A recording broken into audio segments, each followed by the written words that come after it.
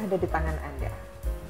Anda sakit atau Anda sehat tergantung bagaimana cara memperlakukan tubuh Anda sendiri. Kita berjumpa kembali di program Sehat Itu Murah dan saya masih bersama dengan narasumber kita, Dr. Handrawan Ngadesul. Dok, ya. Kembali lagi di program Sehat Itu Murah, Dok. Dan saya mau nanya-nanya sama dokter nih soal ini, Dok. Saya waktu kecil itu dari kecil udah pakai kacamata, Dok. Ya, oke. Tapi saya nggak ingin itu terulang pada anak saya. Ya. Nah, sebaiknya memperlakukan mata itu gimana, Dok?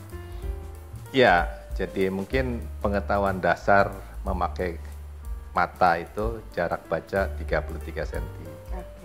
Pencahayaan minimal 60 watt.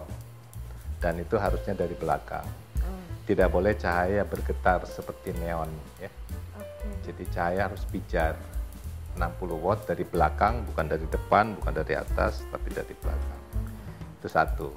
Kedua, nonton TV. Nonton TV itu jaraknya, ya susahnya kan rumah apa tuh? Rumah yang terlalu kecil, RSS-nya panjang, gitu, Dok. Itu jarak nonton tuh kan, ya mata, mau tidak mau, gitu, Dok. Minimal mesti 5 kali lebar diagonal dari layar TV. Jadi kalau layarnya semakin besar, jaraknya harus semakin jauh. Lebih mundur lagi nonton. Ya seperti itu. Nah kalau pakai kacamata dari kecil, itu mungkin bukan karena kesalahan membaca, tapi sudah bawaan. Dan itu memang secara genetik ya ada turunan. Jadi bentuk dari bola matanya itu lonjong. Bola mata itu kan maksudnya tidak lonjong. Kalau dia lonjong, ya, jadi fokusnya itu berubah. Jatuhnya di depan titik api. Kalau di depan harus dibantu dengan kacamata minus supaya jatuhnya ke depan. Baik. Nah, ya. Sebelum kita lanjut, ya, Anda subscribe dulu, kemudian nge-like dulu dan komentarnya disampaikan di bawah sini, ya. Episode ini kita bicara tentang mata, bagaimana merawat mata, bagaimana memperlakukan mata Anda dengan baik. Oke, Dok, kita lanjut, Dok. Jadi sebaiknya selain tadi jarak, kemudian pencahayaan, apalagi, posisi duduk. Posisi duduk. Itu menentukan juga, Dok? Jadi nggak boleh goyang. Artinya kan kalau di kendaraan itu goyang. Dulu nggak bisa fiksir. Jadi harus difiksir, tetap gitu bacaan. Kan zaman dulu pakai papan yang seperti baca Al-Quran atau apa kan ditaruh gitu. Nah itu begitu, jarak segitu dan harusnya kan setinggi mata. Nah sekarang gimana tuh, Dok? Anak-anak sekarang gadgetnya tuh nggak bisa ditinggal, terus terpapar komputer itu makin sering. Betul. Jadi radiasi itu pasti ada, walaupun komputer sekarang pakai layar anti radiasi, tapi cahaya itu terutama juga handphone itu kan keras sekali dan itu merusak retina. Selain itu posisi kepala, kalau kita gadget itu kepala menunduk. Kepala menunduk untuk waktu yang lama itu beban buat tulang belakang. Maka itu terjadi pengapuran tulang leher nanti setelah dewasa itu karena gadget. Harusnya gadget itu begini, bukannya begini. Jadi naik ke atas gitu. Dikasih ini aja yang bisa ditempel. Gitu. Jadi kalau begini kita nunduk. Kalau nunduk berat kepala tuh bisa 3-4 kali normalnya. Kepala itu beratnya sekitar 10-15 kilo. Jadi kalau kita agak nunduk ini, bebannya bisa 30 kilo yang dipikul oleh tulang belakang. Maka pengapuran tulang leher terjadi. Jadi karena kesalahan posisi dalam membaca, dalam bergadget. Nah, Dok, jenis-jenis gangguan pada mata itu apa aja sih, Dok? Ya, yang tadi kita bicarakan itu gangguan visus. Visus atau ketajaman penglihatan. Itu ditentukan oleh kornea. Kornea itu hitam mata yang bening seperti kaca. Nah, kalau orang luka korneanya cedera, entah itu kecolok, entah itu kelilipan pasir. Jadi mereka yang kelilipan itu jangan digosok gitu ya. Jadi lecet kaca hitam mata itu lecet oleh pasir. Maka sama sekali tidak boleh begitu. Sebaiknya diapain, Dok? dibilas air. Ya, zaman dulu ada bore water, ada gelas khusus untuk membersihkan. Kita bisa juga pakai gelas gitu, pakai air aqua yang steril, kita kedip-kedip saja. Keluar. Jangan ditekan, jangan digeser. Kalau kita yakin kita pasir, ya, bukan debu. Cedera kena duri bisa, toh. Anak-anak kena lidi dan sebagainya. Luka pada kornea, pada hitam mata itu bisa busuk. Kalau busuk korneanya ya buta, toh. Jadi hal yang kecil. Anak-anak bermain hati-hati, jangan kena duri, kena main lidi dan sebagainya. Termasuk kalau dia kelilipan yang bahan tajam, termasuk seperti pasir dan sebagainya.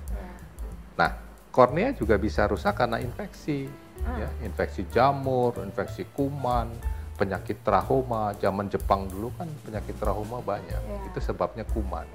Jadi karena kuman ya rusak. Nah, di Indonesia, di negara sedang berkembang, kerusakan kornea karena kekurangan vitamin A. Jadi kekurangan vitamin A, dia menjadi keriput, dia menjadi menciut, akhirnya buta. Jadi kalau lihat di kampung-kampung orang sudah dewasa, matanya mengecil, menciut, putih, nah itu kekurangan vitamin A. Kasihan, toh? Vitamin A kan murah. Betul. Ya, tapi kalau sampai kekurangannya berat, buta, korneanya menciut. Ya. Hal lain ya tentu lensa. Setelah kornea bagian depan, ya kita lensa. Orang mesti berkacamata, kenapa ada yang minus, kenapa ada yang plus, mungkin masih ada yang awam tentang itu, Dok. Jadi kita kalau lihat susunannya dari depan ke belakang kornea, itu kan kacanya yang bening.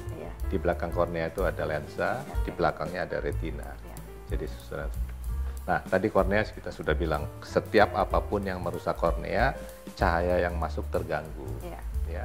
Nah, sekarang lensa. Lensa sendiri bisa macam-macam, ya. Tapi terutama untuk yang gangguan visus itu, nah itu juga karena lensa. Ya, terutama mereka yang sudah bertambah umur, itu kan mata tua. Nah, ini yang sering masyarakat tidak menyadari bahwa dengan bertambahnya umur, kemampuan lensa untuk melihat dekat, namanya rabun dekat. Kalau tadi pakai kacamata minus, itu rabun jauh. Nah, ini rabun dekat. Begitu 40 tahun kita membaca lebih dari 30 cm baru bisa terbaca jelas, itu artinya mulai bahwa lensa mata kita perlu bantuan kacamata plus. Jadi lensa plus, ya ditambahkan plus baru dia mendekat. Jadi jangan dibiarkan, jadi membaca jauh dibiarkan, lama-lama kan letih. Karena akomodasi terus, kalau letih kan capek, dipaksa. Dan biasanya keluhannya sakit kepala. Dok, saya di komputer seharian berapa jam, sering sakit kepala. Kenapa? Lupa, kamu sudah 40 tahun, membaca dekat tidak bisa. Jadi dipaksakan akomodasi, capek, kepalanya sakit.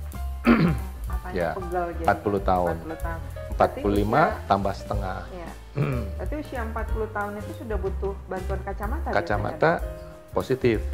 Namanya kacamata baca. Dan itu tidak tergolong penyakit, itu proses menua. Tapi rabun jauh itu penyakit. Karena kita salah memakai kacamata atau bawaan dari kecil, bentuk bola mata kita lonjong. Ya. Tadi bawaan genetik itu ya, ya, berarti kalau pakai kacamata minus itu adalah penyakit. Kalau kacamata plus sebetulnya sesuatu yang normal. Semua orang akan melakukan. Betul. Nah, Dok, kalau misalnya yang tadinya dari kacamata minus kemudian menjadi kacamata plus, kok minusnya itu berkurang, Dok? Iya, artinya diimbangi. Kalau tadinya minusnya banyak, ya makin tua kan harus pakai plus, ya artinya berkurang minusnya. Ya lama-lama mungkin jadi netral. Impas ya, Dok? Impas. Jadi minus 3, kemudian menjadi plus 3, lalu netral dia? Netral. Nah, satu masalah yang pada lensa, penyakit lensa, yaitu katarak. Betul, itu banyak sekali tuh kasusnya, Dok. Ya, apa tuh, Dok? Katarak. Katarak bisa bawaan. Ya. Ada katarak bayi, bayi baru lahir bisa katarak. Nah, katarak yang paling sering karena salah memakai mata. Mereka yang kena asap, ya, di dapur zaman dulu kan, masak pakai kayu, asap, itu salah satu faktor. Pantesan banyak katarak itu dari kampung gitu ya Dok? Petani-petani ya, terik matahari siang itu katarak. Koki, chef, itu juga panas, potensi untuk katarak. Ya. Itu mengobatinya gimana Dok? Nah ya katarak dilihat kalau dia sudah matang, tapi sekarang sudah ada temuan tidak perlu ditunggu matang. Jadi katarak matang tuh sudah putih sekali. Nah kalau dibiarkan putih dia pecah. Nah kalau pecah yang komplikasi, jangan sampai pecah. Nah sekarang tidak perlu menunggu matang, sudah bisa diganti dengan lensa buatan. Oh lensa buatan. Kalau yang biasanya cuma istilah awam nih Dok, operasi katarak, itu maksudnya apa Dok? Ya itu diganti dengan lensa yang buatan. Jadi lensanya normal seperti muda lah. Saya pikir tadinya tuh dibersihin. Oh enggak, itu disedot, dipasang lensa baru. Oh lensa baru, jadi itu lensa buatan. Ya, gitu. Ya. Oke Dok, tadi kita sudah bicara tentang kornea, kemudian lensa, terakhir retina. Retina paling belakang. Paling belakang. Jadi kalau di kamera zaman dulu retina itu film. Film. Nah persoalannya apa yang menyangkut retina ini? Ya, retina itu kan saraf ya. Saraf yang menyalurkan, menerjemahkan apa yang kita lihat apa. Dia kirim ke otak, otak yang membaca, oh ini orang, ini apa. Nah, kalau retina menangkap cahayanya salah, berarti kan penglihatan kabur. Kita tidak bisa menerjemahkan apa yang kita lihat. Nah, retina itu pada orang yang kekurangan vitamin A, itu sel-selnya tidak bisa membedakan terang dan gelap. Oh, pantesan ada yang biasa bilang apa ya istilahnya? Rabun ayam. Senja, rabun ayam gitu ya Dok. Matahari terbenam, itu buta. Artinya buta, jalannya meraba-raba. Jadi anak kecil begitu matahari terbenam sudah maghrib, nubruk-nubruk meja, kursi, nah itu rabun. Berarti retinanya kekurangan vitamin A. Tadi saya bilang kekurangan vitamin A, korneanya menciut, buta, tapi juga kalau gangguan di retina, retinanya tidak mampu melihat terang gelap. Ya, jadi kalau nonton bioskop, masuk gedung bioskop sudah gelap, nggak bisa. Kalau orang normal 2 menit sudah bisa adaptasi, kalau dia nggak bisa. Itu rabun senja, rabun ayam. Rabun senja, rabun ayam. Jadi rupanya itu retinanya ya? Retina, ya. Oke Dok. Nah satu yang paling berharga, yaitu kalau retinanya rusak seiring dengan bertambahnya usia. Kalau dia sudah rusak, itu kan bagaikan tanah yang subur. Retina itu subur, jadi harus diberi pupuk. Dia semakin tua, semakin kritis. Artinya kemampuan menangkap itu sudah menurun. Nah harus dikasih makan. Nah ada vitamin khusus untuk retina. Gitu. Jadi dianjurkan masih umur kepala 3 sudah harus minum. Karena sudah mulai menurun. Namanya juga age-related macular degeneration. Jadi proses degenerasi pada retina itu seiring dengan bertambahnya umur, proses menua. Harus dibantu. Dibantu dengan memberi makan. Kalau dia sudah terlanjur rusak, nggak ada obat, nggak bisa diapa-apakan. Ini juga di masyarakat kadang ada kebiasaan gini Dok, ada teman saya yang sedikit-sedikit matanya agak kelilipan atau apa, capek, terus pakai obat itu, tetes mata. Ya, itu mata kering, ya lain lagi. Jadi bertambahnya umur, produksi air mata kita berkurang. Jadi kering. Kalau kering rasanya seperti ngeres gitu. Jadi diberikan air mata buatan. Tapi itu kalau berlangsung terus-menerus nggak apa-apa? Oh, nggak apa-apa. Karena memang kalau tidak, korneanya kering dan rusak. Dia harus basah. Kornea itu begitu kita mengedip, air mata disemprot. Jadi mesti sering-sering mengedip. Berarti kalau mata itu sering kedip-kedip gitu, itu pertanda bahwa matanya kering? Oh bukan, itu genit juga bisa kan. Oh gitu ya Dok ya. Dokter, orang saya serius Dok. Ya, jadi perlu lebih sering ngedip, tambahnya umur supaya produksi mata ini, supaya korneanya tidak kering. Jadi orang yang koma, misalnya di ICU, itu kan matanya terbuka terus.